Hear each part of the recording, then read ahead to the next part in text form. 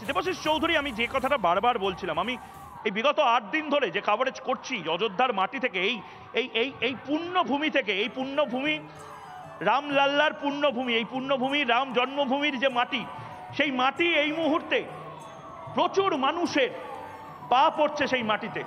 তারা হিন্দু, বৌদ্ধ, শিখ, জৈন, পারসিক, মুসলমান এবং খ্রিস্টানীয় বটে। তারা একেবারে বিভিন্ন কাহা সে আয়া, সমাজের বিভিন্ন জায়গা থেকে যেরকম এসছেন, ঠিক সেরকম বিভিন্ন জাত পাত, ধর্ম, বর্ণ সমস্ত মানুষ এসেছেন। বহুভাবে চেষ্টা হয়েছে রাম মন্দিরকে ঘিরে কুৎসা করতে। প্রথমে বলা হলো রাম মন্দির, সেই রাম মন্দিরে নাকি নিচু শ্রেণী বা নিচু বর্ণের মানুষ, তথাকথিত যাদেরকে বলা হয়, তারা নাকি ঢুকতে পারবে না। তারপরে বলা হলো যে গর্ভগৃহ, সেই গর্ভগৃহকে নিয়ে কুৎসার বিষয়। তারপরে বলা হলো যে গোটা মন্দির চত্বরে নাকি দুর্গা ঠাকুরের কোনো অস্তিত্ব থাকবে না। তারপর বলা হলো সীতা মা নাকি মন্দির চত্বরে থাকবে না। তারপর বলা হলো রামলাল্লার মূর্তি, সেই মূর্তি নিয়ে এত লাফালাফি টাকা পয়সা খরচার কি আছে, তা দিয়ে তো হাসপাতাল বানানো যেত। সমস্ত কিছু আবারও বলছি, একেবারে ডেসিমেট করে দেওয়া, যাকে বলে একেবারে ফুস হয়ে যাওয়া। এবং জেগে থাকা, কোলে বাচ্চা নিয়ে রাত 8:30টার সময় মায়েরা নিজের সন্তানকে দেখাতে আসছে পাশে একটি মন্দির হচ্ছে, যে মন্দিরে রাজা ফিরে আসবে। অযোধ্যার মানুষের এই ভাষা, কি বলবেন? দেখুন, দুটো জিনিস এখানে পরিষ্কার করার প্রয়োজন আছে।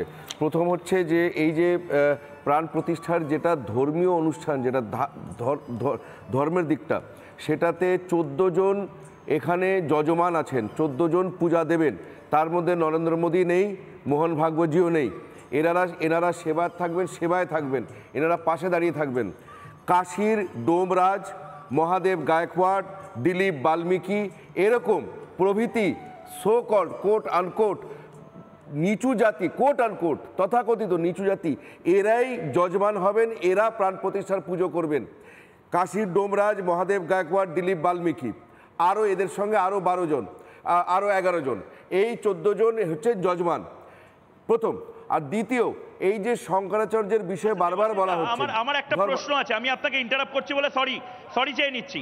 আমার একটা প্রশ্ন আছে, এটা মানসদাও বোধহয় বলতে পারবেন। এই যে একটা ন্যারেটিভ সেট হয়েছে যে উচ্চ বর্ণের, উচ্চ জাতের, নির্দিষ্ট উত্তর ভারতের, উত্তরপ্রদেশের মানুষেরই নাকি রাম সবরীর নয়, রাম কেবক শ্রেণীর মাঝিদের নয়, রাম দলিতদের নয়, রাম বাংলা এবং উত্তরপ্রদেশ সারা দেশের যুবকদের নয়, রাম এই মুহূর্তে এই যে ন্যারেটিভটা, রাম যে সবার, রাম যে ইউনাইট করছে দেশকে।